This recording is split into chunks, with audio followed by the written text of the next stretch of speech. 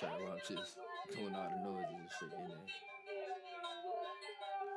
Hey! CoCo be going live. CoCo be going live.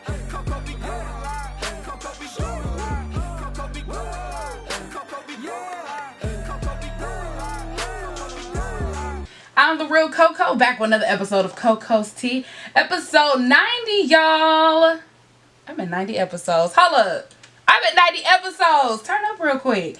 Look, I got a special guest in the building right now. He goes... Well, before I say his name, he's a comedian. Right. He's an actor. He's an entrepreneur. He got a lot of things going on. He got lots of, I'm about to ask him to hold a 20 real quick after we get done with this interview because he out here making money moves. His name is Trey Moe. Welcome to the show. How are you? Doing good. How you doing? I'm doing good. Thank you for having me. Yes, I appreciate you. Yes. We talked about, having you on the show a long time ago. Yeah, we did when we met something. What Wait, when did we first meet? It was I don't know. Was it at Sidekick? Yeah, Sidekick. I was just that saying was the first time? Yeah. Okay. At Sidekick. And then I ran into you at the post office. Yeah, the post office. Yeah, I didn't know that you'd be in the hand like that because I thought you were living in LA. Yeah, I was, man. I left. Okay. Then I Why'd went you to leave? To work on stand up. So I need to be in a city where it's like real stand ups. Not real stand up. I'm sorry, real people to work on my stand up. Because LA, have you ever been to LA? Once. Okay, it has like all entertainment type people, right? Right. So I need like 9 to 5 people in crowds to really work my jokes out. You know what I mean? To get a good Not feel. people who are already in the industry. Now they got different sense of humor. See, LA like Africa. What I mean by that is like I'm about to explain it. Like 90% of the people struggling and like 10% got money. So there is no middle class, right? So when it comes to like people, I need like 9 to 5, like every day going through regular shit type people. But in LA, like I can go to LA and work on my stand up, but I know like certain jokes are like this go hit hard in LA because they going through this. You know what I mean? But the rest of the world ain't going through what LA going through. Right. So that's what I mean by that. Okay. Yeah. No, not the Africa. I'm sorry, Africa. You know what I mean? I mean the whole continent though. Right, I did. I'm sorry. I'm gonna stop saying it. I'm weak. Okay, but Birmingham, we have the historic, and I'm not in the comedy world, so the historic or what I've heard, legendary Stardome Comedy Club. Yeah, it's one of the biggest in the South. Right. Very and long. So, is that, I guess, what's the difference between like that environment and working out your jokes there, or even like in the smaller clubs here locally in Birmingham versus like the bigger clubs that are in LA? Because they have like different, I guess, levels of what's legendary compared to here. Yeah. So like in LA, you got like the Comedy Store, the Laugh Factory. The Comedy Store is like the most coveted comedy club, and in New York you have the Cellar. But in the Comedy Store is in LA. Comedy Store is the comedy club in LA. Now that has the richest history. That's when you walk in there, you see the same stage that Richard Pryor, Eddie Murphy, like they all went to work their jokes out. Yeah. And and then the Comedy Store does have like people come in. It's like tourist people, people that's visiting. But it's like to get on stage at the Comedy Store, the line is long. Like for me to get on stage in LA when I first got there, I would literally have to put my name in a hat with 50 other comedians, and a lottery would get pulled, and I only get like 3 minutes. Wow. You know what I mean? So how good can I get if that's all I can get? Yeah, you have like a very small chance. Right. Yeah. So I went to Atlanta to work on my stand-up because it's like 5 clubs that I can get on stage at any given night in Atlanta. And so Atlanta is easier than LA. So which one's harder between LA and New York? What do you mean? When in terms of like get on stage? Yeah. I would say New York. Okay. Because New York is like the spot. Somebody got co-sign you in New York. You know what I mean? Okay. But that's because New York clubs make so much money, and New York clubs pay you, right? So LA stand-up clubs may pay you if they do pay you, they'll pay you like maybe $15 a show, $10. It's very small, right? But New York, you can actually make a living doing stand-up in their clubs versus LA. You can't really make a living doing stand-up in LA. Okay. And what about Atlanta? Yeah, you can make a living doing well Atlanta's flourishing anyway. So it ain't, and the price of living ain't as high as New York or LA. Right. You know what I mean? So but as far as doing, if you was just making money being a stand up and you had to start from the bottom, start your way from the bottom, I would say Atlanta more. Because it's easier to get on stage, you got more access to stage, and it's not 1,000 comedians in the city like it is in LA or New York. Right. Okay. But yeah. And so you came back to Birmingham. So okay. I came back to Atlanta first. Okay, wait, hold on. So you I'm sorry, I didn't mean to cut you off. No. It's all good. So you went to University of Alabama, correct? Correct. What years were you there? 2006 to 11. Wait, you're that much older than me? Yeah. What? Black don't crack. Hold up, Trey. I really thought you were like my age. So you're in your 30s? Yeah. I'm 32. How old are you? No, don't say your age. Don't say your age. I know. I really thought that you were like, The internet thing got me at like 28, 29 when I looked myself up. I didn't look at it. I just assumed that you were like my age, maybe like a year or two older. I didn't know that you were like in your 30s. So wait, what part of town did you grow up in? I grew up in Woodlawn, baby, Kingston. Yeah, my family's from Woodlawn. Yeah, so I went to high school at Woodlawn and Hayes. Okay, yeah. Graduated from Hayes. My grandmother is a graduate of Hayes. Well, that's what's up. Well, yeah, she come out. She probably know my people's name. I'm just saying. Your people already know my people's name. Yeah, probably. Yeah. I'm just saying, like, my roots are deep on the east side. Yeah. So, okay, so you went to Woodlawn, and then you went on to University of Alabama. Mm-hmm. I did a year at UAB first. Okay. Yeah. And then you studied film? No, I was supposed to be an engineer.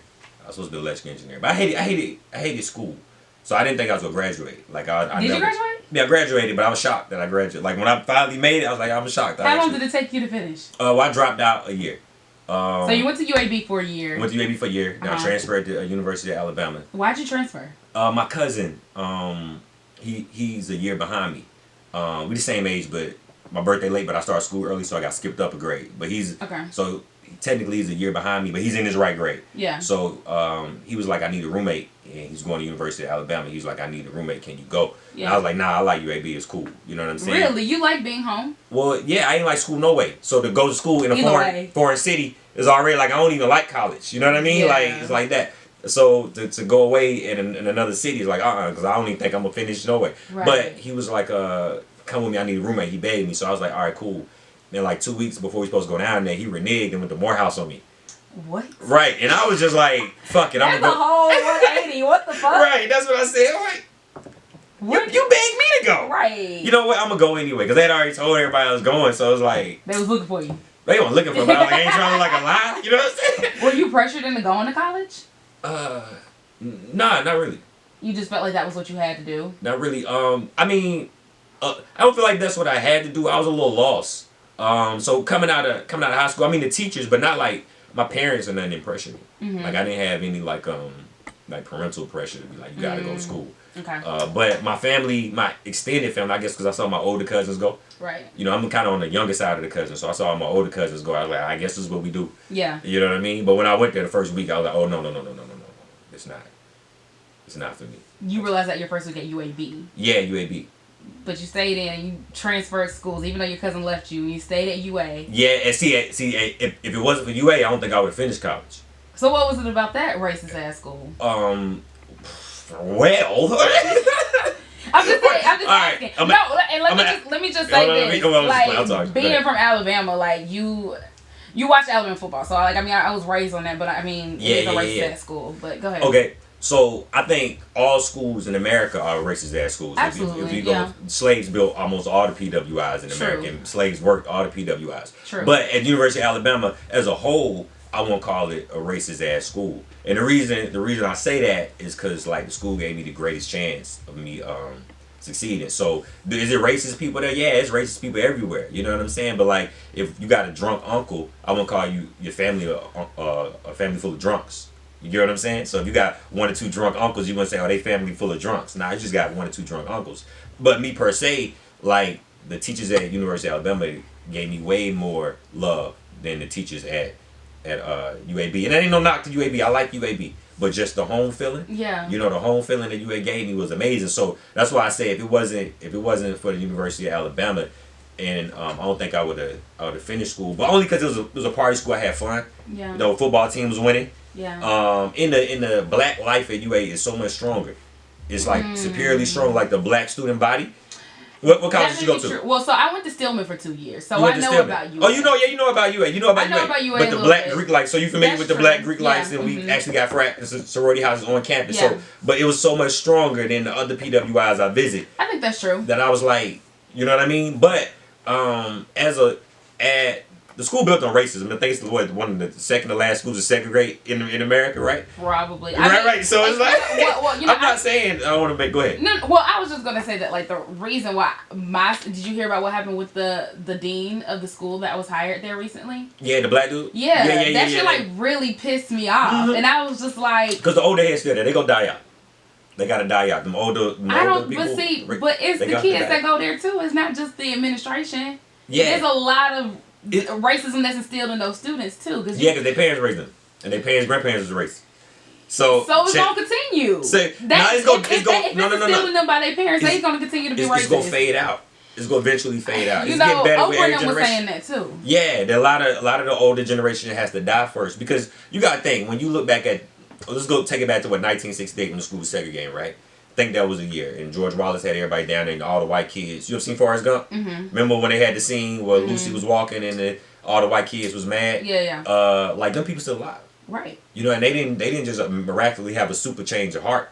You know what I mean? They not only are they alive, but they raise kids. They raise kids, right? Right. But as each generation go, I think it fades and fades and fades. Especially with entertainment being the way it is, with black people being like the forefront of almost all entertainment genres, from sports to music. Right. You know, their kids love that.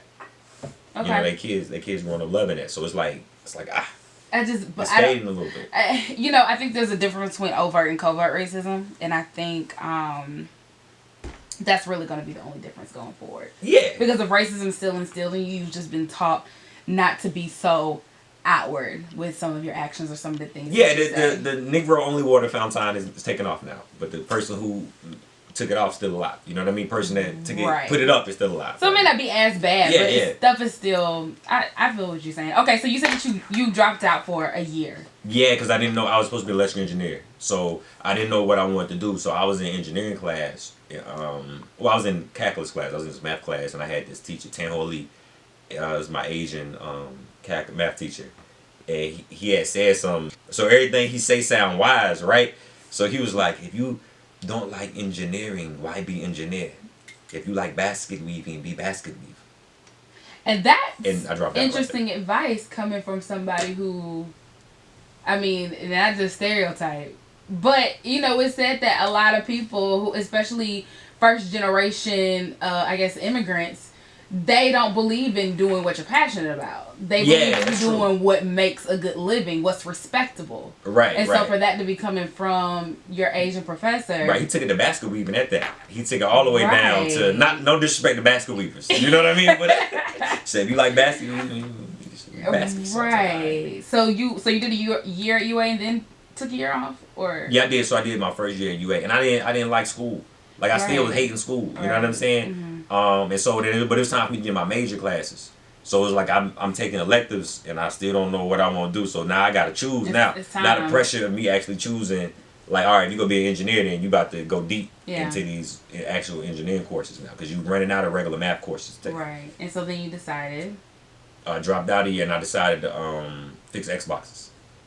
Okay. So it's very random. When I called my pops, I was like, I'm going to fix Xboxes. I got a real good mechanical mind, right? Because I can, like, look at something and see how it works. So then I read that, like, Xboxes break all the time.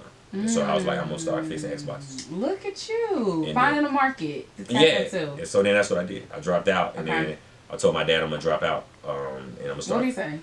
He said, what you going to do? And I said, I'm going to fix Xboxes. And you're like, okay, cool. I said, all right, cool. That's exactly. I got one of them non-pressure pops, right? So, like, that's kind of good, right? Yeah. So in a way, right? I look back at it now, but okay. So I got one of them dads. My dad would tell me, like, hey man, somebody's son got to be the manager of McDonald's, and if that's you, if somebody asks me, I'm gonna say you the manager of McDonald's. He said, I don't like. He live in the glass. He said, I live in a glass house. Like, I don't feel no type of way that my son got to be the manager of McDonald's. Somebody's son got to be the manager of McDonald's. That don't mean I fail or succeed. No matter what you do. It don't mean I fail or succeed. My job was to get you to hit. I got you to hit. Now you do what you feel to get you to the next point. Yeah. And from there, but so he didn't give me like no grief about fixing Xbox. But he did ask me to go back. He said, do go back. I told him I was gonna go back. He's like, all right, man, go back. You know what I mean? He knew that you were figuring it out. Yeah. And so that's it. So then I dropped out, and then I started fixing Xboxes. And I was broke too. College had you like broke. Like, I was like bum broke. You know what I'm saying? Like, so yeah. Okay, and so you go back to school. So how long did it take you to finish? And you decided so you switched majors. I switched. Well, yeah. So okay, so I started fixing Xboxes. The Xbox business started doing really well. So I moved out of my apartment. I had to get a whole 2-bedroom apartment. I got like 5 of my friends working for me. I got like a room full of 300 Xboxes. Like it's like a Chinese warehouse in there, which is stuff stacked. You know what I mean? So it worked at 19. So now I'm making more money now. So now I'm like, how much does it take to fix one Xbox? How much energy? How much money? Money. Like how much are you charging a Oh, client? I was charging like $50. This was like, you know what I mean, 8-9 years ago. But I think like $50. Okay. $50 And so, but you're fixing how many in a day? I 4 or 5? I can't even remember. I can't remember. But this is You was making decent money. I can talk about money. I'm very open when it comes to money, right? So I'm not one of the people that you can beat around the bush with. Okay, So, all right, cool. So I went from making like I'm gonna ask for that dub. Yeah. So because sometimes it's good to hear. You be like, man, how much was you making? Sure. You know what I mean? Know, Especially if you black, you like, man, don't tell me how much you making. I need to know. All right, so I was making like before. So everything he say sound wise, right? So he was like, if you don't like engineering, why be engineer? If you like basket weaving, be basket weave.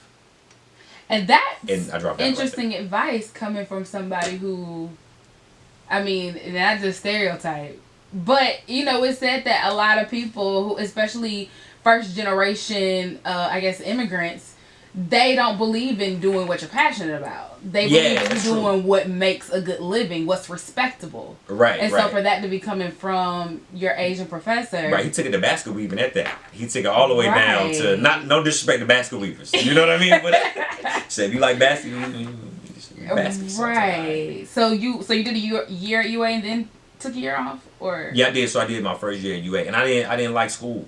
Like I still was hating school. You know what I'm saying? Mm-hmm. And so then, but it was time for me to get my major classes.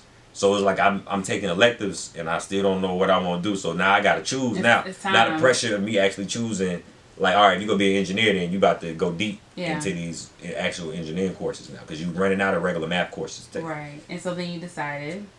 I dropped out a year, and I decided to fix Xboxes. Okay. So it's very random. When I called my pops, I was like, I'm gonna fix Xboxes. I got a real good mechanical mind, right? Because I can like look at something and see how it works. So then I read that like Xboxes break all the time. So I was like, I'm gonna start fixing Xboxes. Look at you and finding a market. And so then that's what I did. I dropped out, and then I told my dad I'm gonna drop out, and I'm gonna start. What did he say? He said, "What you gonna do?" And I said, "I'm gonna fix Xboxes." And you're like, "Okay, cool." I said, all right, cool. That's exactly.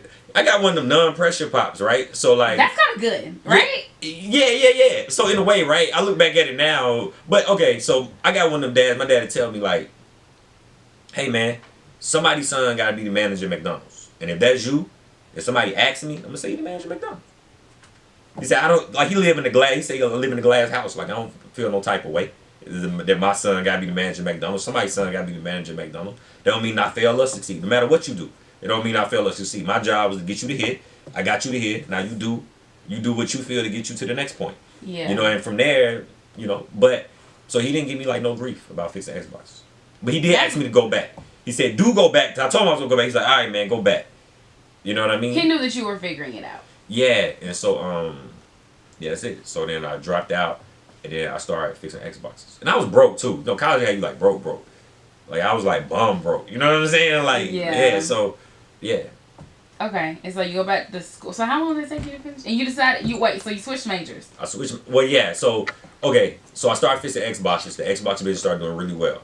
So I moved out of my apartment. I had to get a whole 2-bedroom apartment. I got like 5 of my friends working for me.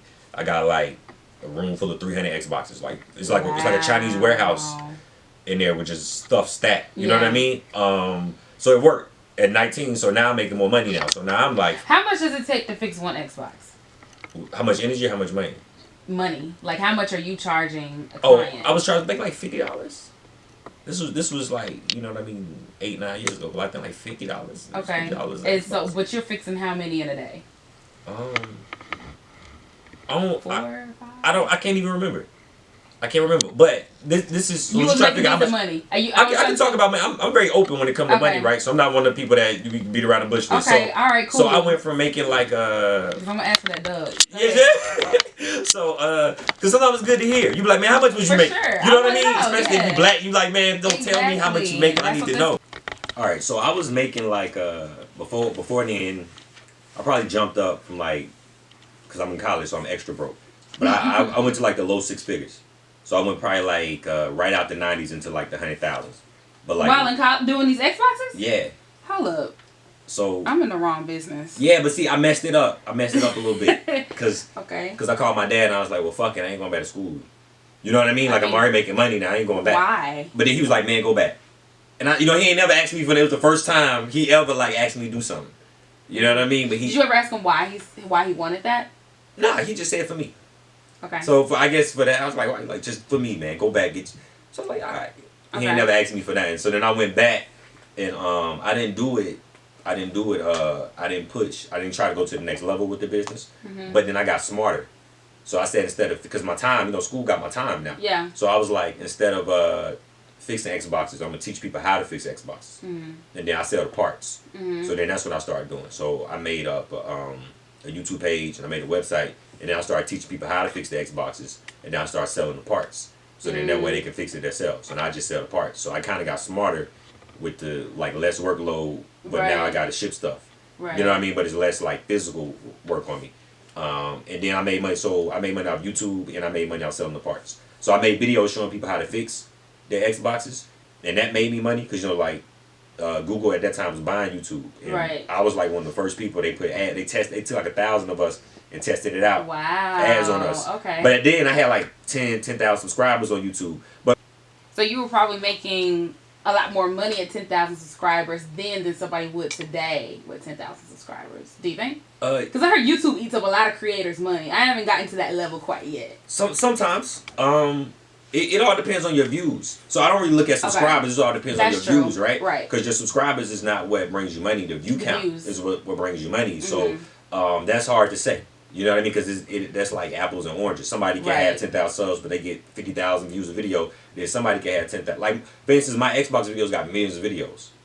Millions of views, right? Mm-hmm. Millions of views. But somebody with 10,000 subscribers videos probably ain't getting millions of views. So, of course, I'm going to make way more money than the average person with 10,000 subscribers because my videos get millions of views. But the people there just want to see me fix Xbox. They're not really there to subscribe and they're not a fan of me. They just want to see me fix Xbox. So do you have multiple YouTube pages or is it all on one? Well, no. I kept everything separate. Like nobody even know I was an engineer or fix Xbox. Like people shocked when they realized like in my past life I'm mechanically past life. Yeah, because I don't really do anything like you know what I mean. Like I don't.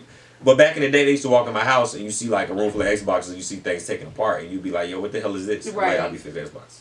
So it wasn't like I was walking around saying I fix Xboxes. It's like I'm a nerd. Behind closed. I'm still a nerd, but I'm a super nerd behind closed doors. But so it's like that. It's like that. Okay. So, so I started making the videos showing people how to fix them, and I started getting money off that. And then I went back to school. But I went undecided, and I went part time. I was like, I'm gonna just take a semester, go part time until I figure it out. Okay. And I took like electives. I took a communication course. Because I think your next question was like, how did you choose a major, right? Yeah, go ahead. Do this interview. Okay, I'm sorry. No, don't apologize. Go ahead. All right, so I took a communication course, right? Right. And then in that course, we had to do like a show and tell.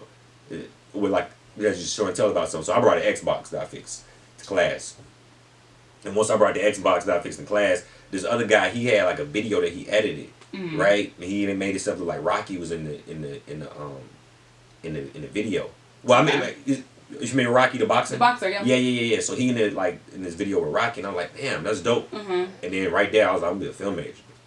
But I was boxing at the time too, so I was like I'm a huge Rocky fan. So one of my favorite movies. It was like at that moment, it was actually a poster of Rocky above my bed. You know what I mean? So it was like, I think about it now, but once I saw that, full circle. Yeah, full circle. Yeah. Synchronicity of him. So once I saw that, I was like, I'm gonna be a film major, and then that's it. So I wanted to be a director at first, but then I started doing comedy sketches to practice, like to practice editing videos. And then I uploaded one, and then somebody liked it. Then I uploaded another one, and then somebody at school was like, "Yo, you want to host something?" And what was the content of those videos? It was like it's about college. So I had like one. It was like a little checklist. I would go down these checklists. It was like some called like the Greek checklist, and then like Because I think around it was a checklist. What year was this? It's gotta be like 2008ish, 9ish. Okay. I wasn't really heavy on, because when I first went off to school, I think what was popular on YouTube at the time was like the Girls Be Like videos. Remember those? Yeah, that was like 11. Yeah. 2011, That's 12ish. when I was in school. Okay. Yeah, 2012. Yeah, that's like it popped Yeah. up. So 2009, everything was still Wild Wild West. When then really like Popping right there. Yeah, popping like So that. you must have had like a lot of hits if you did 1 or 2 videos and people were like, hey. At my school. So they went viral amongst my school. Which is a well, yeah, because I'm college famous. UA has what, like, it was close to 30,000 students at the time. Mm-hmm. That's a lot. So if it was going viral on campus, then that means that you popping in Tuscaloosa. Yeah, I'm popping at school. Yeah. So I'm popping in college. Yeah. So someone was like, "You want to host something?" Mm-hmm. At my school. What was it? What was the event? It was I think it was the Q's. They had like it was Q week. Okay. And they was like, "Yeah, you want to host something?" Yeah. And I was like, "Nah, I'm good."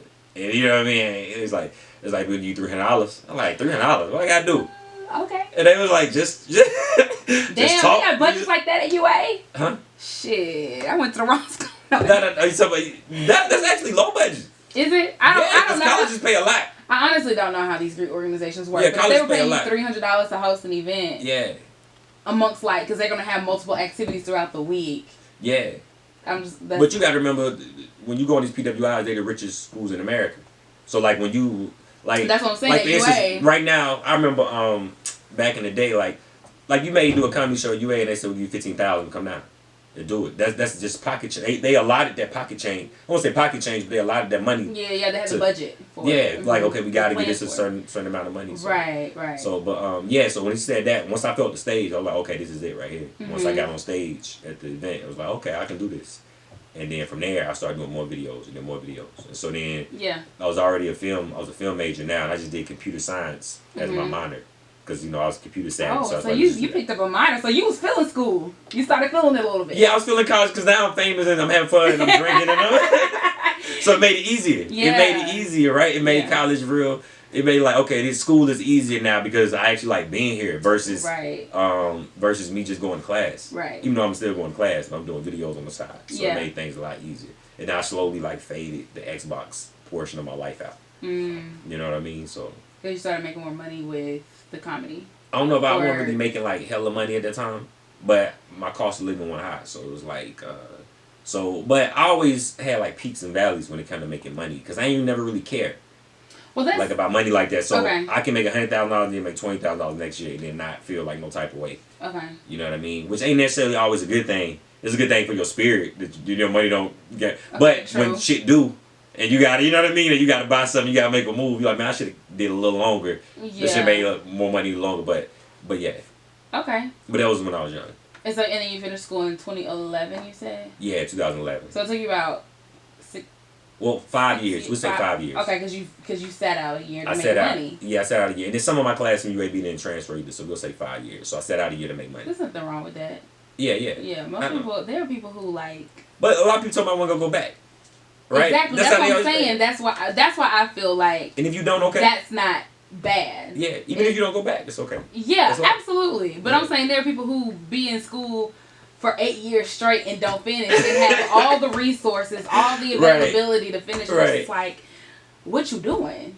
You know what I'm saying? That's what I'm saying. Like in your situation, I don't feel like there was anything wrong with that because you knew, even though you didn't know what you were doing, you were constantly working towards something. There was an end goal to something. Whether it was like, I was on a path. I'm making money even though I'm not in school. Like, why go? Right. Because I don't believe that it's necessary to go to school if you found a way to make a decent living for yourself. Why put yourself in debt to go to school? Yeah. I agree. Honestly, I think trade school... I'm going to say this. If we talking about making money, right, then I would say trade school. But I will say college gave me an experience that it was hard to buy with money. You know what I mean? Like the people that I met, from the teachers, all the way from the teachers all the way down. Like I still got teachers I talk to. Right. You know what I mean? My teachers still show up to my comedy shows from college. You know. Oh, that's like, so sweet. Yeah, so that's why I say like family wise. So is that what you feel like you gained the most from being in school was those connections? Yeah, those connections. So University of Alabama. I got connected to UAB a little bit, but at Alabama it was very strong. It was very, very strong. Do you feel like a lot of that has something to do with the viral content you were making? Nah, my teachers. My teachers didn't really know that about. You know what I mean? That's how some of them did. They kind of like, okay, you know what I mean. But it wasn't like they was watching me on YouTube. You know what I mean? Yeah. But me being me, like me just talking to them and just having that family. But like I helped my teachers move. Like from you're just a really good guy. Yeah, like but Oh. the other students was helping her move too. You know what I mean? So like Yeah. it's like that. That's how family knitted is. Yeah. That like we like that. Like we helping our teachers move. That's really dope. Yeah. Yeah, that was actually gonna be one of my follow-up questions. Was like, why do you think that your dad wanted you to go to college so bad? Like, what was it that you think that he was wanting you to learn, or gain from that experience? I don't know. I don't know what he I don't know what he when he. I don't say he wanted me to go to college so bad. He just wanted me to finish. So he was like, "Go ahead and finish." I don't know. I never even asked him like why he asked me to finish. He just said do it for him. So I'm like, all right, cool. He ain't never asked me for nothing. You think you should ask? Yeah, I could. But I mean, it's done now, right? I So mean, like, I mean, just to Just to reflect. just to be like, your dad, why? I did ask him this though. I didn't mean cut you off. I'm sorry. No, you're good. I did ask him why when I dropped out and told him I was going to fix Xbox. Cause I look back on it now, that sounds kind of wild. You know what I mean? Okay. So I look back on it, I was like, yo, when I, cause he was like the only one to not like discourage me. Like I may have said it to my moms or my girl pops. Cause my girl father at the time, my college girlfriend dad asked me what I was doing and how school going. I was like, I ain't going back next semester. He's like, what you gonna do? I was like, I'm gonna fix Xbox. And he was like, are you stupid? And I was like, what? So I looked at how mine. He's like, are you? He asked me again. He asked me 3 times if I was stupid. I was like, well, how you answer that? How did you answer that? What did you say? I say nothing. I can't. What is it? You know, it's our dad. I ain't trying to be disrespectful, but he's just trying to be his daughter. He's just trying to protect his daughter, so I ain't mad at him. Right. I look back at it, but my dad didn't say anything discouraging. I asked him why. He was like, well, shit, man, I wasn't giving you no money, so that was his words. Like, I wasn't paying for your schooling and that, so what can I say? Right. I was like, oh, yeah, she's right. Like, I'll take care of myself. So I was taking care of myself at the time, so like. That's very interesting. I feel like for me, high school was much harder than college, and I feel like in my opinion, you know, I was a liberal arts major, so. Okay, what year did you come out of Stillman? I didn't graduate from Stillman. I graduated from Tuskegee. I transferred too. Transferred to Tuskegee. Okay. And I finished 2015. 2015. All right. So it's not too long ago. Go ahead. No, it wasn't too.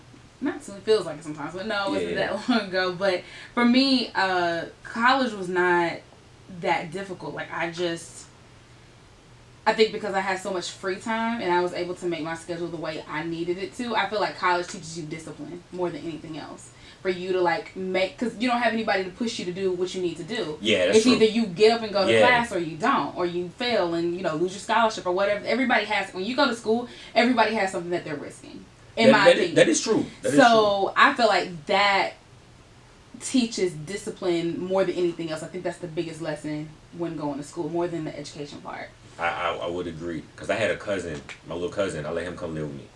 I had 2-bedroom crib, so I was like, you would just get the other room and just stay free. You was balling if you kept the 2-bedroom. I kept the 2, but this time I wasn't fixing Xbox no more, so I still had another 2-bedroom. So I kept the extra room, but I turned it into like a playroom. Yeah. Like I had a Wii, and I remember Wii was hot. Yeah. I had like a Wii. What Xbox. happened to Wii? I don't know what happened to Wii. Are they still a thing? I feel like they still. Are they? I don't know. But remember, at one point you go to everybody's house, they bowling and playing Michael Jackson. Yeah. Like the Wii games was hot. So that's what we was doing in college, right? Okay. We was doing a Wii. So I gave that room to him. And then you put a bed in there, all that. And at that time, he was supposed to go to college. When I got up, I noticed that he wasn't like... You weren't getting up. Getting up and going to school and all that. So I told him like straight out. I was like, hey man, I ain't your daddy, so I ain't gonna tell you go to class, because to be honest with you, I don't like class either. You know what I mean? And when I was your age, I said, but if you want to stay here, you gonna go to class. So when I go to work. When I come home, it better be vacuum lines on his carpet. And make sure the kitchen better be clean. When I came home, it was vacuum lines on the carpet. And I'm saying, but he lasted like a semester. You know how it was a semester, and he went back home. There's one thing I will, because Tuscaloosa is like the party city in the state. Yeah. There's so many people who come in and out of Tuscaloosa. I swear. They don't. So the amount of people that I met. The turnover rate is crazy. The turnover rate. I mean, because even if they don't, because the number one lie, especially from niggas, is, oh, I went to UA, but I go to Shelton State right now. Nigga, no, you don't. You only go to Shelton State. You never went to UA. Why are you lying? Everybody went to UA in Tuscaloosa. No, somebody had to go to Shelton State. Right. Somebody. What was the other school that wasn't too far? There's another community college. Wallace. You went to Wallace. Or you went to Stillman, and then there's the amount of people who like dropped out and just stayed to party or what. It was just like you get lost there because it's fun. It's so fun. So you can get lost by mistake. Like, oh, now I'm lost in the sauce of college. But now you in the cafeteria. You don't even. Now you're 26 and you still in Tuscaloosa, and you working on campus and you have 15 credits to your name. Right. and a balance of $5,000. Like it happens. It happens to the best. It does. Okay, so then after you finished college, then what did you do? Well, I don't know how I got kind of lost. A tornado came like 5 days before I graduated. Remember the tornado? Oh, the April 11th, or not April 11th, April 27th. Yeah, so I was supposed to graduate, and then it came like a week before I graduated. But then I lost all my stuff. What did that? Okay, so your place was damaged in the tornado. Oh yeah, it took my crib and my car. So like all my stuff got taken. Right. So, where were you staying in Tuscaloosa? Were you on 15th Street? A little bit down past 15, like right, you know that bridge where Alberta City, like when you cross over to, you know the retreat. Mm-hmm. It's like some apartments. The tree used to be popping. The retreat used to be popping. It was like yes. Okay, that was the spot. I stayed like up the road from the retreat, so Okay. it missed the retreat. Luckily, because there's a lot of kids that live in the retreat. There is a lot of people staying. So luckily, it missed the retreat, but then it touched down on my apartments. So yeah. I'm sorry. Ain't no big deal. It happens. Yeah. I'm alive, so I ain't tripping. Yeah, that's true. But man, that was a very scary time. Yeah. That was very, very scary. I don't think I realized how bad that tornado was until after it happened, and maybe even during, because my grandmother and my mom were blowing up my phone watching the news. Cody, where are you? Are you safe? That's what happened to me. And I was just like, Mom, I'm in here with all the other girls in the dorm. Like, we're good. We're doing like safe. I didn't think nothing big. Then like I'm on Twitter, and I'm seeing like video coverage of like the tornado over Bryant Denny and other parts, and I was just like, what the fuck? Yeah. And then the next day, it was bright and sunny, like nothing had happened. Meanwhile, Tuscaloosa was right. It was weird. It was very weird. Like to this day, it was bright and sunny 10 minutes later. But crazy. And to this day, and it's been, so it's 2019, so this was over 8 years ago, 8.5 years ago. To this day, Tuscaloosa still does not look the same to me. Yeah.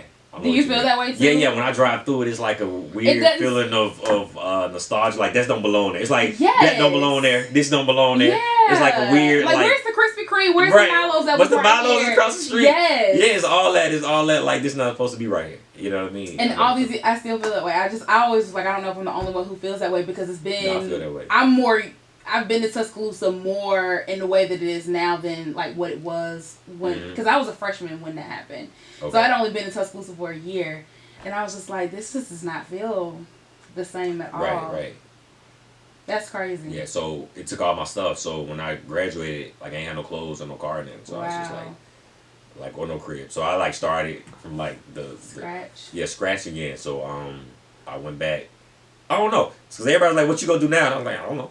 You know, like I had to do. So what did you do? Because I mean, obviously you graduated, but like, how did UA handle the ceremonies and stuff? They just said we go graduate in August. So they just they did 2 graduations in August instead of 1. So they split us up like that. So I just walked in August. And then I went, so after it happened, I went back home. So I went to like my father's crib downstairs in the basement. But you had to start over. You had to get a car. Yeah. You had to get some clothes. So that's the first thing I did was like I went to Walmart and got like some underwear and toothbrush. And then it was weird because you like living somewhere else, and then like you living somewhere else, and like you ain't got no items. It's a very weird feeling. Yeah. You know what I mean? It's a very weird feeling because it's like, all right. It's kind of like, you know, if you finna go somewhere, you know what to put on. Like, I'm gonna put on this. Yeah. You know what I mean? So I had to like erase my mind of I'm gonna put on this. You had to go somewhere with nothing. Yeah. It's like go somewhere like somebody said like what you got on right now is like what you got. Like that's what you got. That's what you got. Wow. You ain't got no car. You ain't got nothing. Like what you got physically on you is what you got. That's this crazy. is a weird feeling, but it was like, oh, this shit ain't so bad. Like I think people worst fear is like not having nothing, right? But then once you don't have nothing, like same. You have such an optimistic viewpoint. That's a beautiful thing. It's so bad.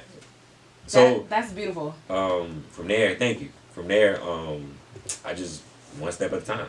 So I got up out of there. But so you moved back to Birmingham after you finished. Yeah, but then I watched like all my YouTube counterpart peers like grow. Like I don't know if you remember like Dorm Taming and Spoken Reasons and Hot Damn I Rock. Like they was like the hottest. But I wasn't YouTubing no more because I ain't had nothing. So I ain't had no computer. No. I will say this: the Mac store gave me a free laptop. Wow. They told me not to tell nobody though. But I'm gonna say. But they knew because of. I found my MacBook. Okay. So like it had like Where did you find it? Okay, so what happened was like the tornado took like my car up the street and then it took like some of my apartment up the street, right? Okay. So then but it set my stuff down.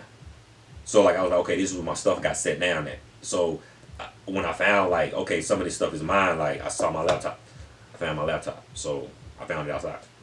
And so you took it to the Mac store. Yeah, because it cut on. Shockingly, it still cut on, but it cut right back off and never cut on Damn, again. Apple, your shit is. I swear it was missing a button.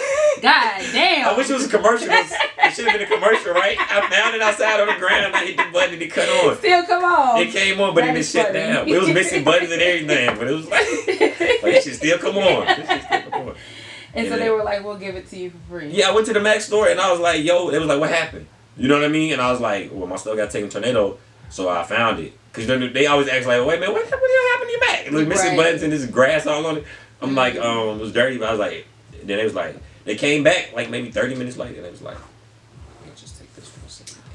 Wow. And then I'm like, all right. What a blessing. Yeah. That's amazing. So shout out to the Mac store. I'm Shout a fan out of to Apple. Okay. Yeah. Because about every like 3 to 4 months, I be cussing out Apple in my head because they know they be scamming folks with like their new products and stuff. It's like, so you made us get an adapter only for you to now make it to where we don't need the adapters anymore. You know, like with the new phones. Oh, you don't need the adapters no more? No, like they just make it to where it's just, I think the headphones just have the whatever the jack. Yeah, the jack part. In there, okay. So I'm just like, oh yeah. I know what you're talking about. Oh yeah. I know exactly what you're talking about.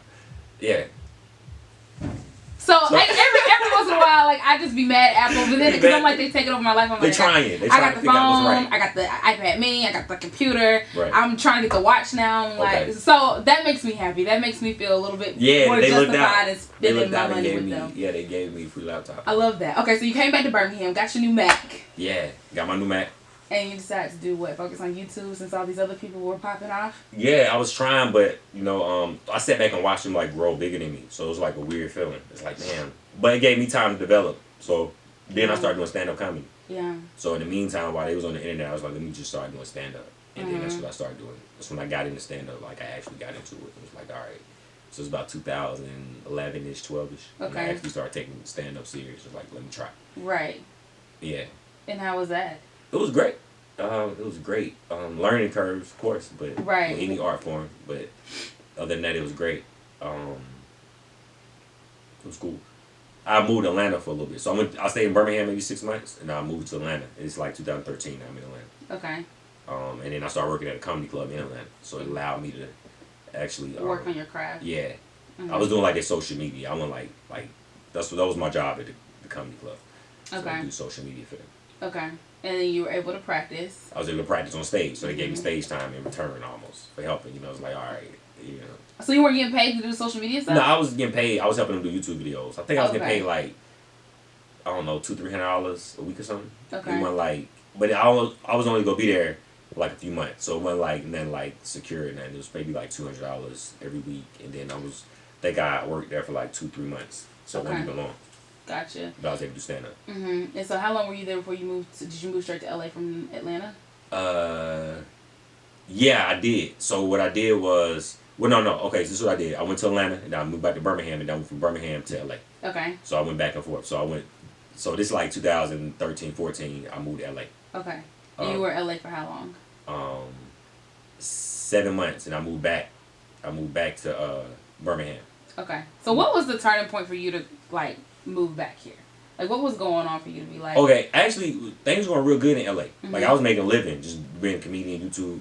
But then, like, my family got kind of fucked up, right? And so then when I left, it was like, something happened to this person, something happened to this person. So then I was like, damn, right? And so then, I went back to what I know. So I was just got on the internet and was like, let me see how I can make some money real fast. I was making enough money to take care of myself, but I wasn't making enough money to, like, help out in no kind of way. Yeah. So then I started another business. So I started this business, and then my goal was like, all right, I'm gonna start the business, move to Birmingham, set it up, and then come right back to LA.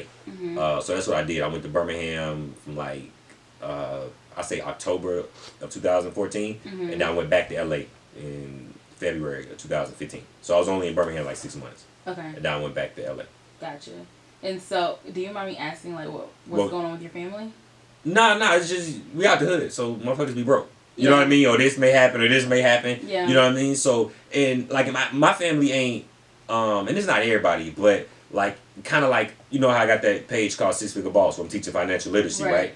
That's what I started doing. So I started realizing there's a lot of people that's coming from where I'm coming from that don't know nothing. Their parents never taught them nothing, and they don't know nothing about credit, and they don't know nothing about this. So by me running all these businesses, right, I had to kind of give myself a degree.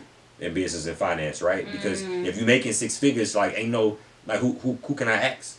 Right. Like immediately, I'm the person that makes You're most the money. breadwinner. Yeah, but and I'm 21, 22. Yeah, right, I'm 23. I'm God now. Ain't nobody praying to God. They asking me. They ain't praying Trey no more. got me. Yeah, Trey. Yeah. I'm about $200 short on this rent. He got me. Yeah.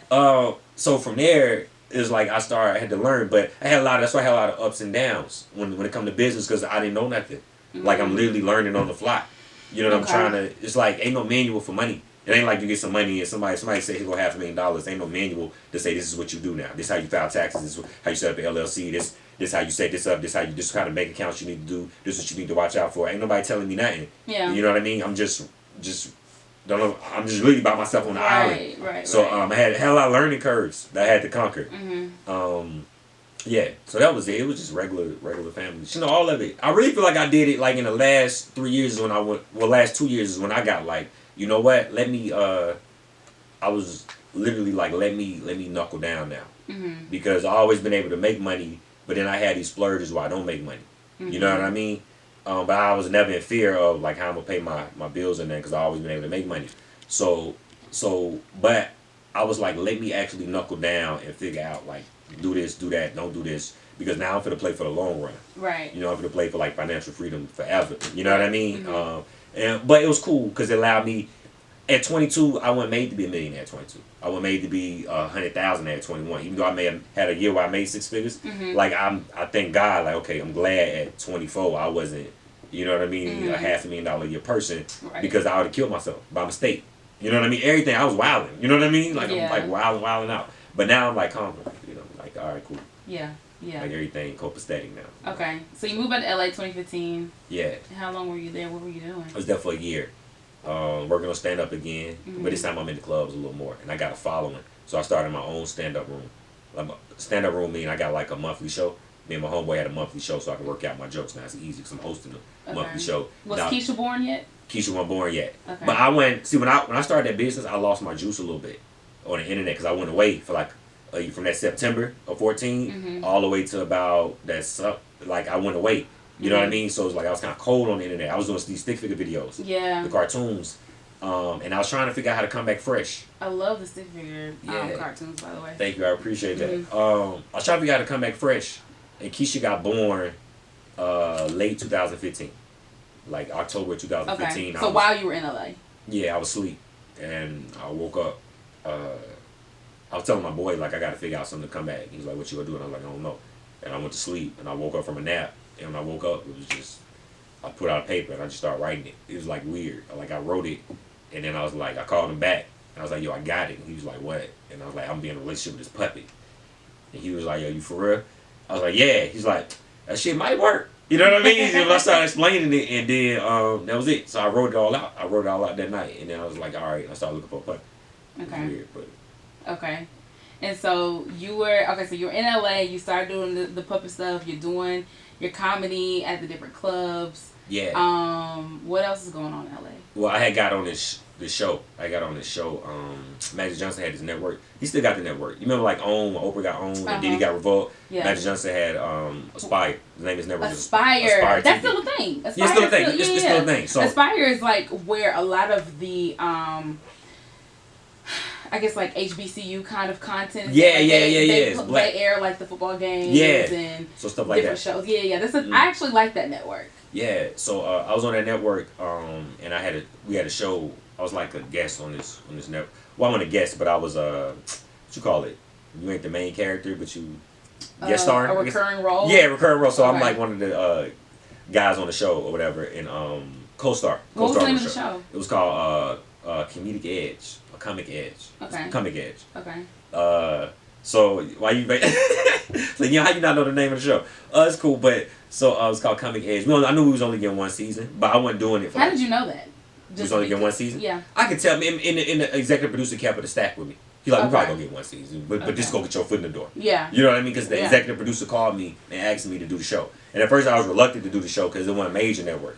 And I hate to say it like that. It wasn't like NBC, ABC, one major. Why was that important for you? Was it because you were looking for a certain amount of money? Did you want like a certain kind of cred? Yeah, because it's business. Okay. You know what I mean? For as anything, business first. So I was like, all right, don't. But he was like, this will get your foot in the door. But I told him, I said, look, I'll do it, but you gotta let me shadow you. And he was like, what so you mean? Can learn the behind the scenes. Yeah, because that was more important to me than actually being on TV. Absolutely, yeah. You know what I mean? I want to know like when some stuff get fucked up, Yeah. what happens? Because at first I thought executive producers didn't do nothing but get all of us in the room and make us do the work. Right. But no, he be stressed the fuck out. Uh-huh. Like he at certain points he was calling me at 12 at night. You know, how can we fix this? How can we shoot this? And I end up being like a Swiss pocket knife to him. Yeah. You know what I mean? Because it's Yeah. like, oh, I got somebody. Not only is he an actor, he know how to shoot. You know, I went to school for film production. Right. So he know how to shoot. He be directing. Like, so when it comes to the sketches, I was saying, no, we don't need no funeral home, man. All you gotta do is get a box, do this, put the pillow, put the rolls, show the outside. He's like, okay. So I was saving him money, and it was like all this. Yeah. So he was like, I was his right hand man when it came to some shit falling apart. Yeah. So he allowed me to be in the room when everything was going wrong. Mm-hmm. You know what I mean? And he be coming to me like, what you think we should do? You know what I mean? So it got to that point where it was like that. And when the show was over with, he was going to like another network. He was like, yo, I'm directing some stuff over here. You want to come over here with me? Mm-hmm. You know what I mean? And the reason he asked that, because he's like, this dude made my life trusts you. easier. Right. Yeah. Because I showed up. Yeah. I always show up and stuff for him. So I was like, nah, I'm about to leave and go back to Atlanta. So wait, but why did you make that decision? Because I knew I was going to get a big enough following I could tour. But I needed to be able to do an hour worth of stand-up on tour. And so Okay. I had to leave LA to get better on stage. But everybody looking at me like, you know, at this time I got like 20-some thousand followers. I ain't like I'm hella big. Followers where? Like on Facebook. Okay, on Facebook. Maybe like 30,000, 20,000 followers on Facebook. So they like what tour? What you talking about? I'm like, nah, I gotta get better. So it's like I saw it before. You were foreseeing the future. Yeah, I was foreseeing it. Mm-hmm. So I was just like, this was gonna happen. Yeah. And so but I need to be, at that time, the longest I ever been on stage was 10, 15 minutes. You know, how I'm gonna do an hour if I barely can do 10, 15 minutes. So I need to be in a city where it's regular people where I can get on stage every night to work out this material. So that way when I tour, I feel confident with my material. You know what I mean? I don't want people to show up and then I'm bombing. Right. You know, I ain't got the time. Mm-hmm. So that's what I did. So I left LA to do that. But people looked at me crazy like, you just got on TV, why People you are never leaving? gonna understand your vision. Same way with the Xbox. I'm like, I've been here before. Yeah. You know what I mean? Yeah. Same way. So when I saw that, when I left, I saw like the look in their eyes. It's like dropping out of college. Remember they're like, oh, you ain't coming back. You know that look up, that look up. It was the same look. Like he ain't coming back. But so from there I left LA and I went to Atlanta. And then I got on stage. And then from there, you started working on that hour. And Did you work? This is random. Did you? I forgot his last name. Xavier. Yeah, Bergens. Yeah. That's my man. We got in Sundance together. Okay. We got in the Sundance program. Xavier's very talented. Oh, he wanted to be, like when I saw him at college, like we was in film school. He was under me in film school in Alabama, but I was like, oh, he got the eye. See, I got to work at the eye, but he got the natural God-given eye. Yeah. And he like OCD with it. Like it got to be this, it got to be right. And when you mix them two things, when you mix the naturalness, given talent with the OCD, it's always gonna make you better than the rest. Because you can't rest if it ain't right. Right. Yeah. Okay. That's dope brother. That's my dude. Yeah, shout out to Xavier. We haven't talked in forever, but shout out to him. Yeah, Cuter Lights back in the day. Yeah. Back in the day. That's where I know Cuter him Lights. from. Cuter Lights. Yeah, that's where I know him from. Okay, so you moved to Atlanta, you started working on your hour. Yeah, and I went on tour, so my following started growing. So you're still doing the Keisha. Still doing the Keisha. It's like 16, 17 now. Yeah. 2016 is when I posted the first video of her. And so at what point are people recognizing you from Keisha more than anything else? It was weird. It got weird because I don't go out the house much, right? So when I was like working in Atlanta, like this 2016, 17, I was staying in the house like at long periods because I had no need to like. You gotta remember, like I'm in Atlanta, I ain't got like family around, right? Right. And I'm just doing stand up, so I wasn't really around people like that. So it'd be splurges where I'd be like, man, I ain't been out of the house in a week or two. I gotta get out and just go talk. In a week? Yeah, I mean I'll go to the grocery store, but the grocery store up the street. You know what I mean? And that was it, Trey? Well, I mean, I had no need to. What was I doing? You didn't have a social life? I was working in the inside, so I'm trying to go somewhere. So it was like, there wasn't no need to. Like, I was in my bag or writing and producing shit. So it was like, well, you know. So he's going to work? Yeah, working the every day. I'm not going to work. I mean, right, my house is writing. Yeah, I guess that's what I meant. Stand up. So you're not having to go to the comedy clubs anymore? Well, I would take a week. I make 2 weeks. I may not go to comedy club. Okay. You know what I mean? Right. So sometimes I didn't go to comedy club. Like, man, I ain't been out of the house in 2 weeks outside the grocery store. Okay. And I go to the gym, but I'm more of an introvert, so I go to the gym at night. The gym got to be like 24 hours. So at that time, I try to go when there's not a lot of people there. Yeah, I just the energy be bouncing off of me all types of ways. When it be like crowded, like So I gotta get it ain't even. It's just the energy in the room. Like too many energies. You know what I'm saying? Yeah. So and I'm a night owl. By me not having like no regular job, like I get to be up at 1. I think that's pretty common for creatives. Yeah. Being a night owl. Yeah. So I'm in the gym at like 1 something. So. Okay. And so, are you starting to get some notoriety in Atlanta? Oh yeah, no doubt. At first it was from just like back in the day I was just being with college girls. Okay. So it's like daughters that notice daughters. Me. Like a girl maybe with her mom and then the daughter that's saying something. But then it flipped. And now it's like the mom's more excited. Because Keisha's a mama. Yeah. Well, age range when I wrote her, I probably put her like 27, 28. Right. But she going through grown life shit. Right. Like she work at a call center. She got a job.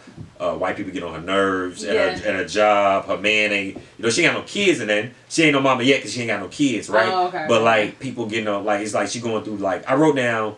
I basically took all the stuff from the girls I dated.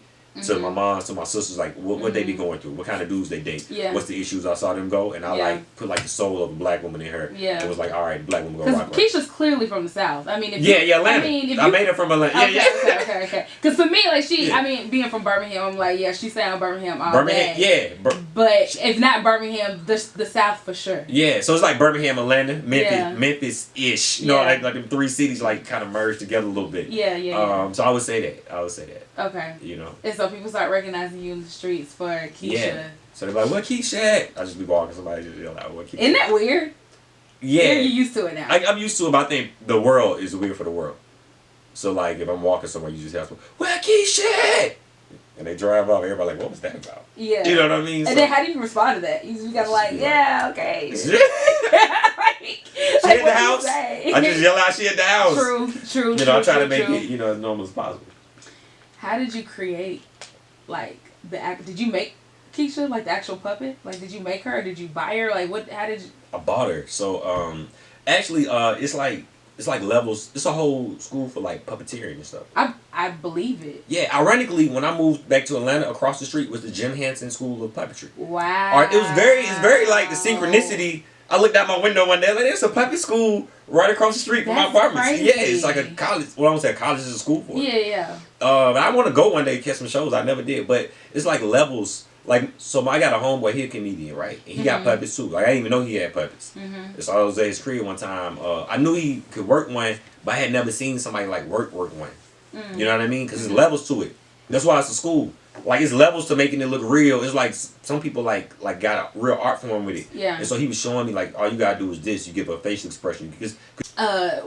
What is it that you like? What's your ultimate goal at the time when you started doing Keisha? Like, what was it? That I was going on tour. Well, okay, so but the ultimate goal was a TV show. Okay. So I realized that all my internet, by me watching all the internet dudes grow and get big, I watched all of them go down too. You know what I mean? Nobody survived. You know what I mean by nobody? Nobody survived. What I mean by nobody survived, like ain't nobody like nobody survived. I hate to say it like that. You know what I mean? But I'm like the last. They're not on YouTube anymore. Yeah, like they're not YouTubing no more. Hollywood, you don't really see them on TV like that. When I say survive, I mean like. Why do you think that is? We was new. It's like the music industry. So you just don't know how to stay in it for the long haul. Yeah, and it's the entertainment business. So if you switch, let's take you got somebody from YouTube that you watched back in the day. Back in the day? Like 2012, 2000. Do you remember anybody?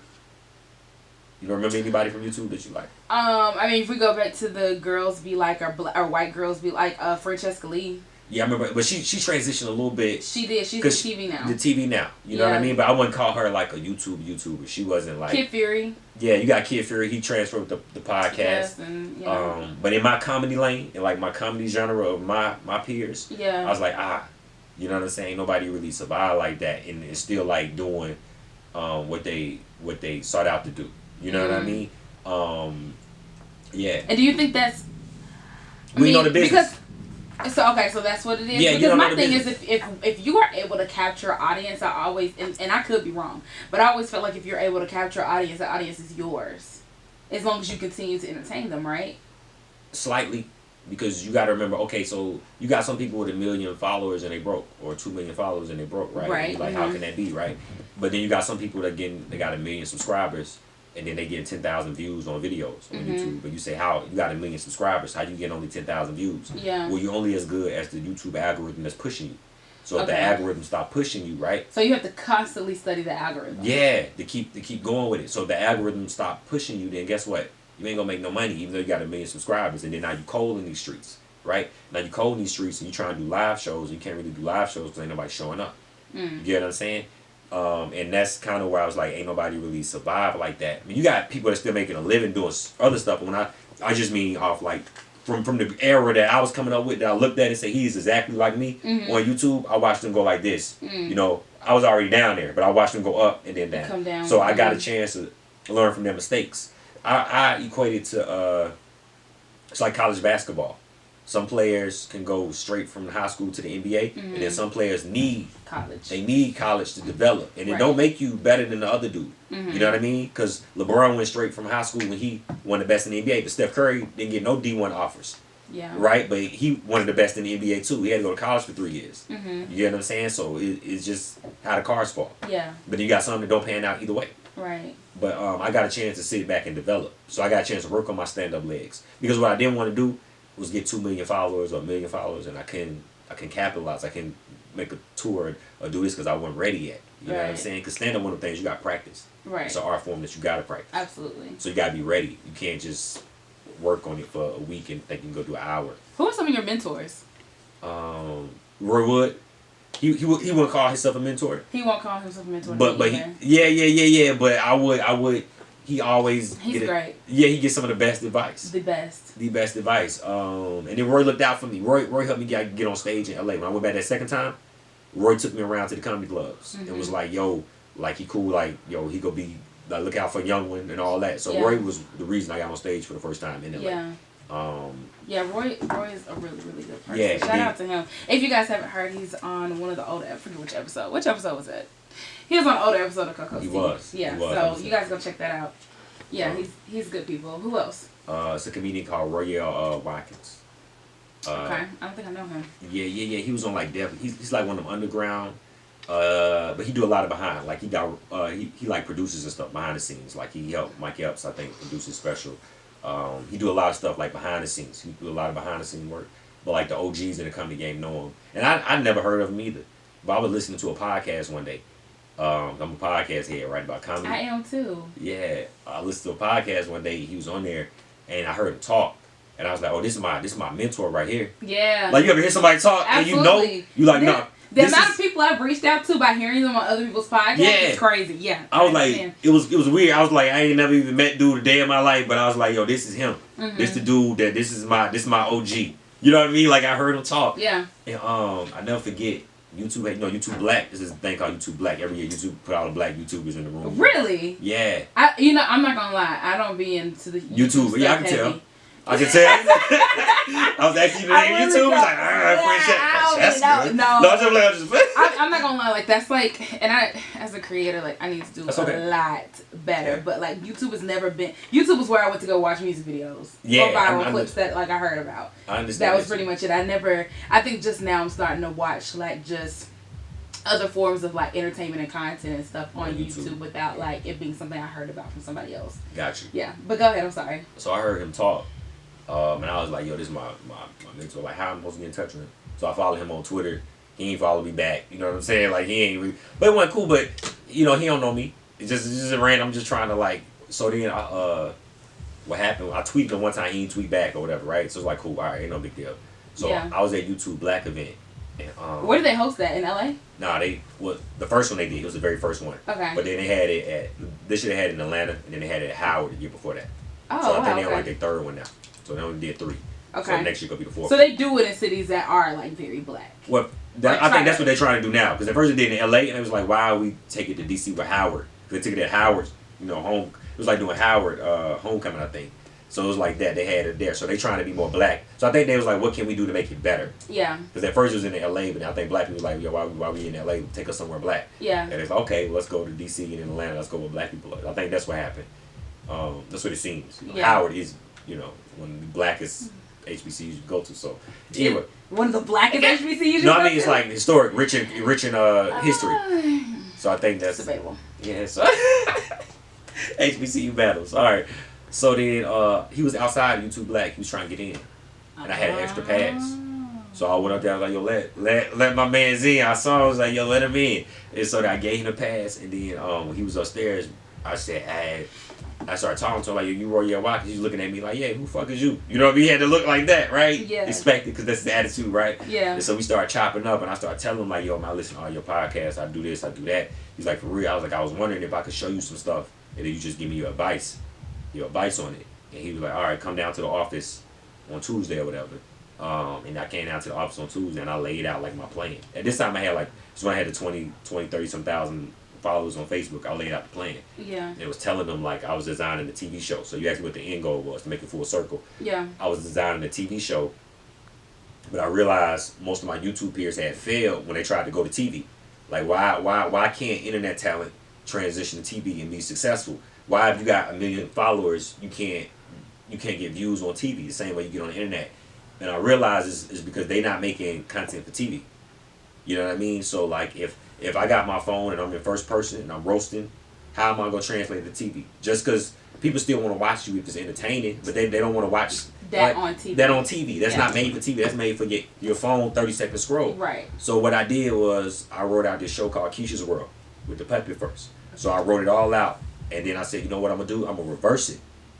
So I'm gonna write it for TV, and then I'm gonna reverse it for the internet. So that way when I transition back to TV, you gonna know exactly what it is. So Keisha got 2 million subscribers or 2 million followers, or I got 3 million followers, and you like the stuff I'm putting out, you go like it on TV because it's the exact same thing. Because if you look at Martin, did you watch Martin? Yeah, of course. Of course, right? Martin ain't number sketches. Yeah. Put together, it's like 4 or 5 sketches written around the issue. Right. Every episode they're trying to solve something. Yeah. And you got Shanae. You go walk out in the hallway on the way, Shanae sketch, right? Yeah. You go walk in the house, Mama Payne sketch. Then Martin just gonna be funny. So that's what I started doing. I started saying, okay, so there's certain rules on the internet that I will not break. Okay. So somebody maybe, let's do a video with Keisha. No, because Keisha wouldn't do that.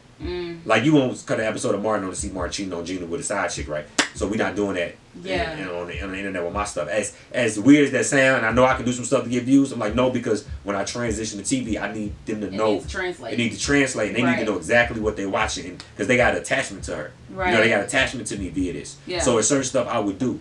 So once I started studying TV, for instance, like I don't know how much of the Keisha stuff you watch, but like I always noticed that Martin would talk in third person while his character worked. So people know Keisha's name only because I say her name.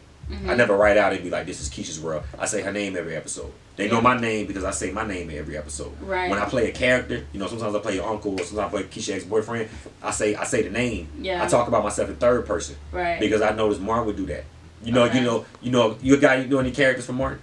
Can you remember any characters? You mean like the ones he played? Yeah, the ones he played. Oh yeah, the karate guy. I forgot his name. Oh, the karate guy. Jerome. And how'd you know his name was Jerome? Jerome in the house. I say Jerome in the house. Yeah. Watch him out. So Shanae don't play. Yeah. He talking about it. So whenever he in a character, he say his name in third person, right? So you know who he is. So you know who he is. So he always be like Mama Payne. You know what I mean?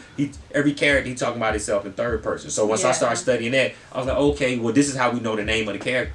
Because he only refers to himself in third person when he in the character. I said, Otis now. Remember Otis, the guard? Otis ain't been dropped since 69. You know, whenever he referred to his stuff, he referred in third person. So I started doing that. And so that's how I started saying, okay, if they know Keisha, they gonna know me. Yeah. Because Keisha gonna say my name every episode. Right. Even if some of the episodes ain't in there, her homegirl may say, girl, what you about to do? Me and Trey finna go down here and... So I always make sure I implement my name, because so now I'm attached to her. Right. You know what I mean? So if they know Keisha name, they know my name, because they ain't never heard Keisha's name. Yeah. So I put it That's like that. dope. So it's just me studying the art, like how the brain works and what makes people remember things. So that way, so now my goal now, right, is to do the TV show. So now I'm getting the following all the way up, so I can reverse it and be like, okay, this is why it's gonna work. Because when I sit in the room with them executives, I'm gonna be able to tell them, I think this is why it's gonna work, this is why it's gonna be successful, and it's the following I already got. And it's gonna translate, because I built it purely off this. Yeah. Ain't no gimmicks, it's purely off this. Right. So what has that gotten anywhere yet? Like, have you been able to pitch it to networks and? No, ain't. I'm sorry. No, okay. Clarify for me. I'm sorry. No. Okay, so I'm not at that stage yet of the plan. Gotcha. Not in that stage of the plan yet. Okay. Because what I wanted to do first is I wanted to build my money all the way up. Because what you ever want to do is put your livelihood in the hands of Hollywood. You get what I'm saying? That's why I ain't went back to LA yet. because it don't matter. So the plan is to eventually go back to LA. Yeah, I gotta go back to LA. That's what.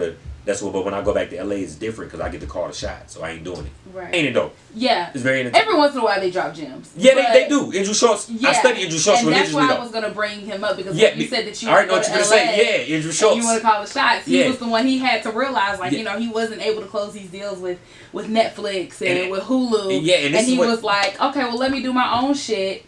Get my millions up. Yeah. And now I'm going to tell you what you're going to give me, or you're not going to work with me. Right. I study Andrew Schultz. Brilliant. He's one of my favorite comedians to watch and study. Yeah. Right, because I love how he done his following, and now he doing theaters. Well, he doing 1,000 seaters. You gotta think if 1,000 people pay $25 a seat, how much money is that? $25,000. That's in one night to do an hour, right? Then you sell merch after. Now, what happens if you do that two nights out the week? Man. So now you making $40,000 a week, right? $40,000 a week times 4 weeks in a month is what? That's $120,000, right? 120,000 times 12 is what?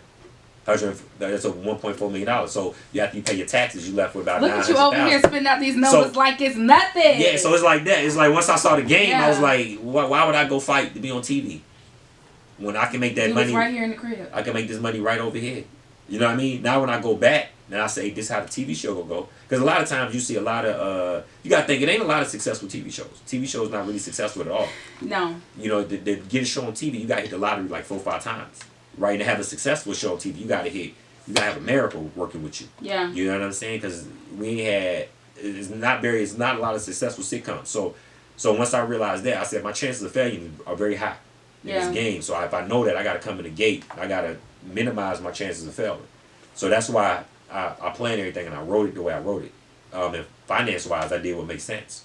Right. So I was like, I can go on tour and make this amount of money, and then I can protect my livelihood. Yeah. So we gotta wrap up soon. Okay, but I'm sorry.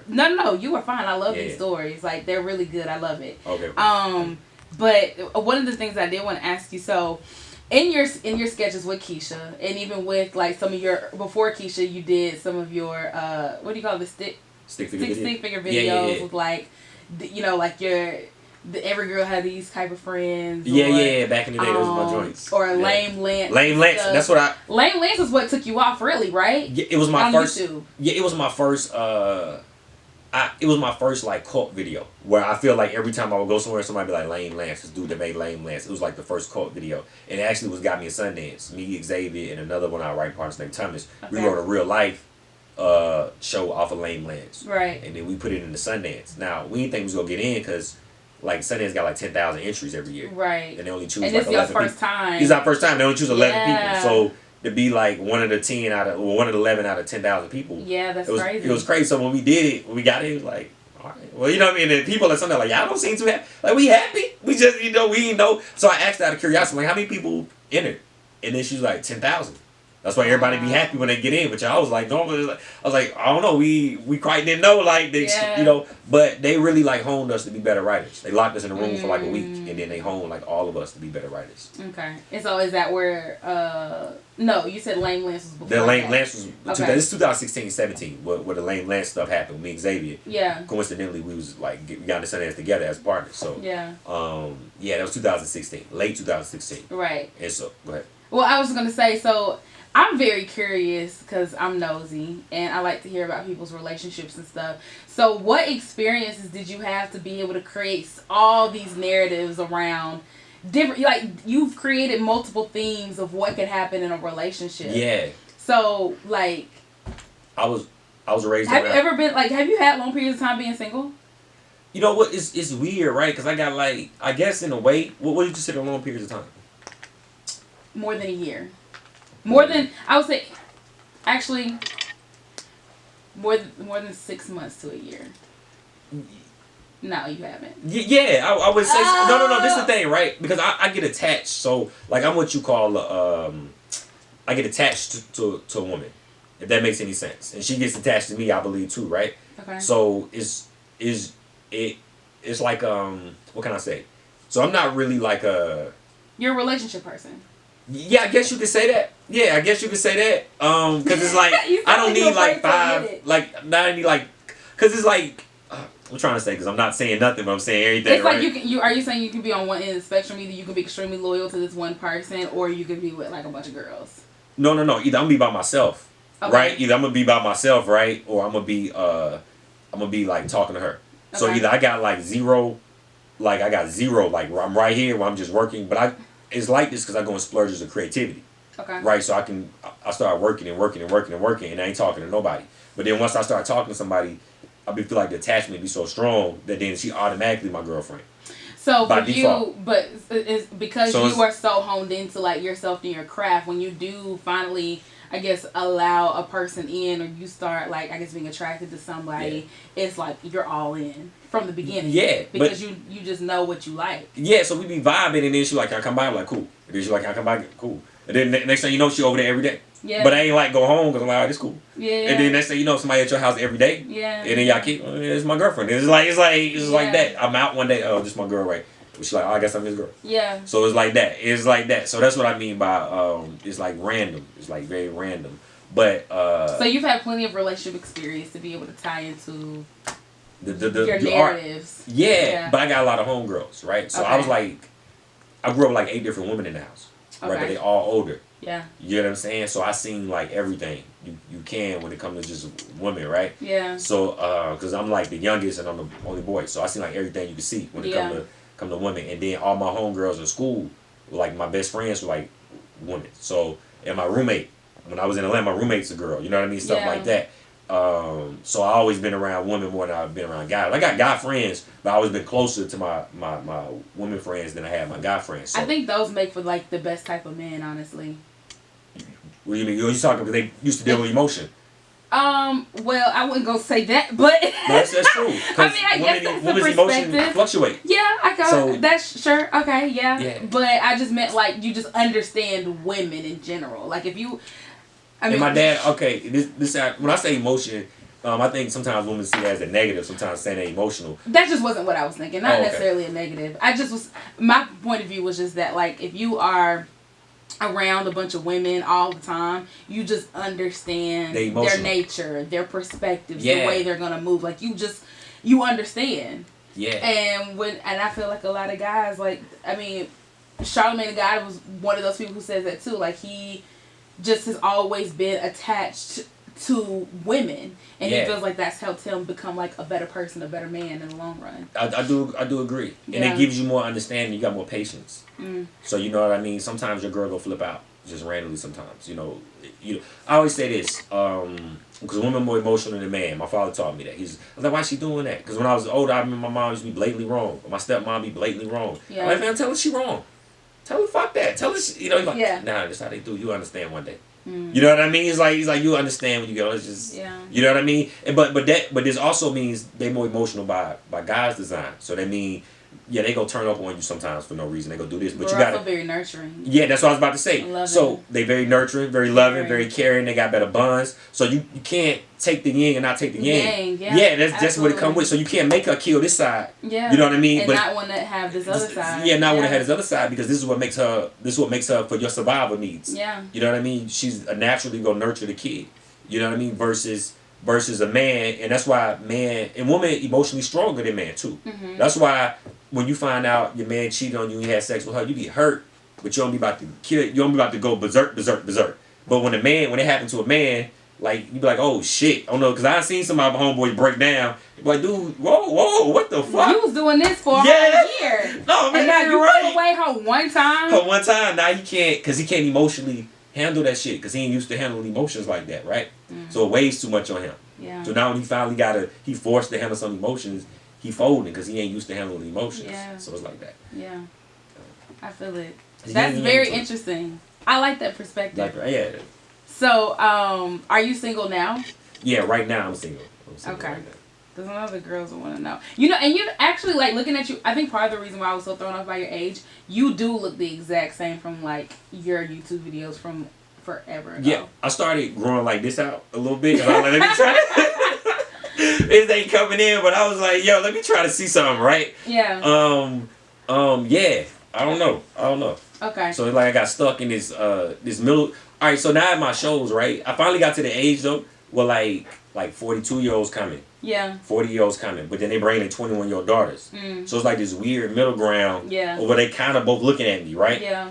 It's like they weird. It's a weird like, oh, they both. That's funny. Like, you know what I mean? Yeah, So it's like either one of y'all, you know, just which one? either one of Who y'all gonna take care? Who gonna cook the dinner? Right. I'm like, let me get your mom. I'm like, you cool, but let me holler at your mom. Older women? Say what? Yeah, I like older women like more. Aunties? That's why I like aunties very give me. I like older women more. But I was raised in the house with older women. Yeah. So I can relate to them more. Yeah. I can relate to older women more. I ain't got nothing against younger girls, though. I still talk to younger girls. But it's like that's funny. It's like I tend to gravitate to older women. Yeah, and they already be like they didn't figure their life out. Yeah. You know what I'm saying? When you 24 to 33 trying to figure shit out. Shit, 33? Oh yeah. You'll see. You gotta get up there. You'll see. But when you 40, you kind of like, okay, I know what the fuck going on. You now. sitting down. You get it. You get it now. Okay. Yeah. That's an interesting perspective. Because the older you get, I believe you start realizing you don't know shit. Every birthday. Absolutely. Remember when you 16? You ask a 16-year-old where they gonna be at 25. They know exactly what they gonna be. I'm gonna have a Range Rover. I'm gonna have 2 cars. I'm gonna be married. I'm gonna have a husband. I'm gonna have a degree. And then the older you get, you realize ain't none of that shit coming like that. It ain't coming how you think it's gonna come in, right? And so then, like every year, you be feeling, you go through this. I always say you go through a quarter life crisis. They don't call it that, but when you 25 to 27, 28 now, you start looking at the internet and somebody get married, somebody have a kid, and you ain't doing shit, and somebody got a job, and it's congratulations, and you start feeling like, is this right? Yeah. Is that's why you scared me just now when you said 33. I was like, hold up. So I'm tired of this now. I ain't trying to do this for another 5-6 years. What? You gonna be alright. You gonna be alright, man. The older you get, the more you start figuring it out, and then once you start realizing that, hey, I don't know shit. Everything it flows better. Yeah. You be like, I don't know. Well, I'm gonna be as I'm gonna be at, and then you start figuring out, like, okay, I do know something now. It's like a full circle. Mm-hmm. But yeah.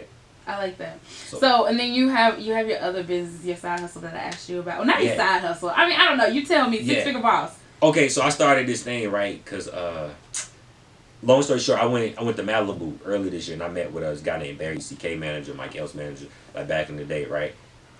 He ain't manager no more. Back in the day, he was like a tycoon manager. In my opinion, he's the greatest manager ever. He got a podcast, so I found him on his podcast, and then I reached out to him. He gave me back, and then he was like, "Let's meet in Malibu." So I flew out to Malibu, and then we met and we ate at this place. And we talked for like 5 hours. We was only supposed to talk like 30 minutes. Yeah. But then once I was talking to him, he was like, "Can I get more time?" Yeah. Can I get more? And I was like, "Cool." I was like, "Yeah," but he was like changing shit right then and talking to me longer. Yeah. So we sat there for like 5 hours, me and this 55-year-old white man, you know what I mean? Just sitting there talking. And he asked me, at the talk, he said, he said, "We did all this shit. We talked about all the stuff you're working on, but you didn't tell me nothing about what you're doing for people." Mm. You know what I'm saying? What you plan on doing for people. And then that kind of stuck with me a little bit. Wow. And so then once I started looking at my finances and I started doing all this stuff, I was like, man, I should be showing other people this shit. Because ain't nobody show me. You know what I mean? So when was this? This was early this year, 2019. Okay. It was like in January. Okay. January. So then I was like, so I wrote out this thing called 6-Figure Boss. I ain't know what to call it. But I started writing stuff. And then like now I plan on, I'm gonna dive in it deep, but I want to make sure I get my comedy money first. Okay. You know what I mean? Because I almost start one more thing and So I mean, what's your ultimate goal with it? Just wanting to help people, give them the knowledge. Yeah. Because like you said, I feel like black people as a whole. Yeah. One of our biggest issue is organizing, and it requires money to be able to organize. Yeah. And we just haven't been able to really get that knowledge. Yeah, and then you gotta secure the bag after you secure the bag. You know what I mean? Some people think giving the bag is securing the bag. It's not securing the bag. Securing the bag is I can take a month off and chill. You know what I mean? I can take a year off and not do nothing if I want to and travel the world. Go to all of Europe and go to Japan and go to Tokyo and go to Australia and go to Africa and go to Jamaica if I want to. Yeah. And just chill somewhere. You know what I mean? That's security. That's when the bag's secured.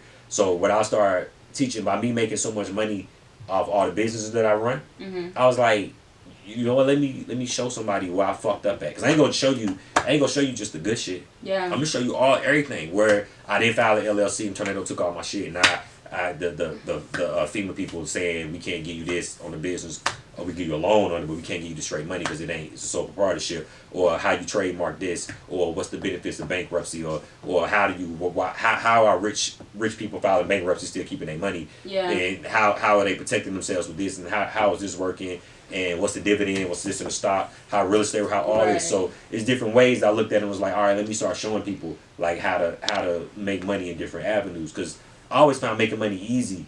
I won't say easy, simple. That's why I never had to have a regular job. Okay. Because I like when I was 17, I knew I wasn't gonna work no more. Yeah. I was like, I ain't never clocking in again. At 17, I was just. What was your job at 17? I was a janitor. Where? At TJ Maxx. So I was a janitor at TJ Maxx. I ain't like janitors at TJ Maxx? Yeah, who you think sweep the floor? The people who work there? No, they don't sweep the floor. You never seen like well technically that's the janitor. But I mean the Clearly, janitor worked there. I haven't worked in retail. Yeah, so the janitor but TJ Maxx is it's like what, like probably like 10,000 square feet? Yeah, it's you got to floor. take 3 hours to sweep the floor. Okay. Because you got to take a big push broom to sweep, but the floor get dusty as hell. Or I thought that, well, I'll say that, but I have worked in retail a little bit, but I thought they like hired cleaning staffs or something? Yeah. Like Nah. they outsource it, not that you work like for TJ Maxx and you Oh, are I get what hired you're on saying. as a janitor. I don't know what they do now, but I was a janitor, so. Okay. You know what I realized? The female bathroom is disgusting, man. Y'all are terrible, y'all. Like, I didn't fucking know that until I went in the women's bathroom. Like, this shit is, I thought it was going to be nothing to clean. I was like, they just piss it out and piss. No. Honestly, no, it is kind of crazy how that is. Like, yeah. men's bathrooms look at are y'all. typically a little bit cleaner, which is weird. I think it's because y'all don't have. Yeah, ain't no tampons on the floor. Ain't no bloody. Yeah. Like, why would you pull a tampon out? And then we have your to aim a lot. I guess, but Well, we have to aim in a different kind of way. Y'all have Yeah. something that kind of help you. Like, y'all got a guide. I understand that, but it shouldn't be shit in diapers and. I'm not justifying the nastiness, by the way. I'm just saying, like, if you pull a tampon out, wrap it up and throw the shit away. Don't stick the shit on the floor. Like you just lie and just. Well, you know what I realized? I think it's Oh, that like because the bathrooms at my job are not that like great either, and I think. I don't know who raised y'all. I don't want to say raising? it's white girls, but I'm gonna say it's white girls. Well, I think that because it's not their own personal bathroom. Yeah, I don't know think if they like miss the toilet when they pull the tampon out, they just be like, and then walk on out. I don't know. I think that's what they do. But okay. I was the janitor and I realized I was like, girls are nasty as fuck. Yeah, and I was like, this is my last job. I knew then. I was like, I ain't working for nobody. That's motivation though. Yeah. Being a janitor, yeah.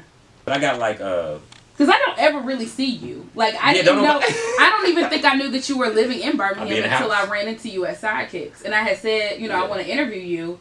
I thought that was going to be something difficult to book. I was like, when you going to be in town? Let me see, like, coordinate with your schedule. But you actually are here. But I never see you out. I mean, I don't really be out like that. Yeah, I don't really go out that much. I stay in the crib. Cause I'm about to make it, and then I ain't trying to die. So you get shot right when you about to make it, so I gotta wait. No, I'm my just... God. He was just about to make Trey, stop. Don't talk like that. I was like, let me stay in the house. You niggas out here killing people and shit. Let me stay in the house. Oh my God. Well, this was like, I really, really, really enjoyed this conversation. This was probably the easiest interview I've ever done. Probably because I talk a lot. Yeah. Like when you asked how can I get the interview, you can get it now. What number now?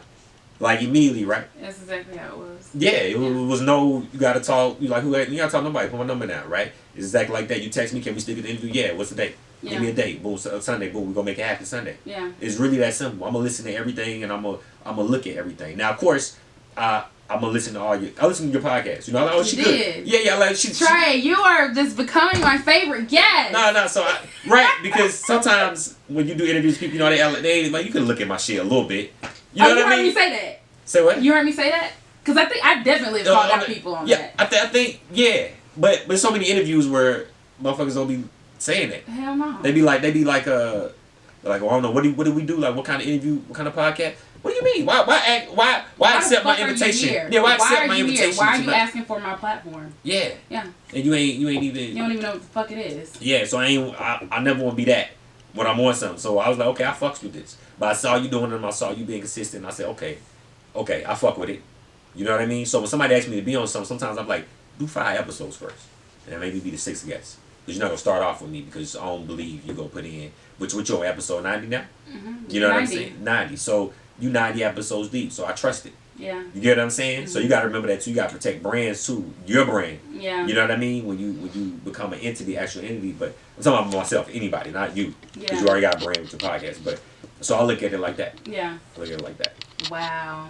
Trey has become my favorite guest. I think I just got a little emotional. Well, that's what I don't feel like there was a better way to wrap that up. Is there anything that you want to promote? Nah. TreyMoe.com. They could just type me in Trey Moe. Popping like no. If the plan works the way I wrote it, yeah. Life has to throw you a curveball, but yeah. I should be straight. Yeah. I think I'll be know straight. you We will come be. back like 3 years from now and be like, damn, I remember my son was talking that shit. Yeah. You know what I'm saying? So But when you get to that next level, you're gonna come back to the CoCo C podcast. yeah, We'll talk fuck with some everybody more. who fuck with me. Yeah. You go get it. We gonna go to my crib downtown LA. Yeah. I'll fly you and Daisy out, and Oh, then we do okay. it like that. Look, We sit go ahead, speak it into existence. We Okay. be in my studio we at the gonna house. be doing it. Okay, that's how we gonna do it. Or we can be in Atlanta at my condo Wait, downtown, look. or wherever we at. Wherever. And I'll pull up. I pull the mics out and we Yeah. get it popping right then and there. Yeah. We get it popping right then and there. I love that. Let's do it. Yeah. All right, y'all. Well, you already know what it is. It's CoCo C Podcast. First of all, if you guys want to support, if you want to continue to hear this content, go to anchor.fm/CoCo's and, you know, donate me a little bit of money so you can continue to get this content, all right? Hit me up on Instagram, Twitter at I am the real CoCo. Check out this podcast anywhere that you listen to. SoundCloud, Spotify, Stitcher, iTunes, anywhere you listen to podcasts, CoCo's Tea is there. Thank you for listening. Try while I'm just doing all the noises and shit in there. Hey!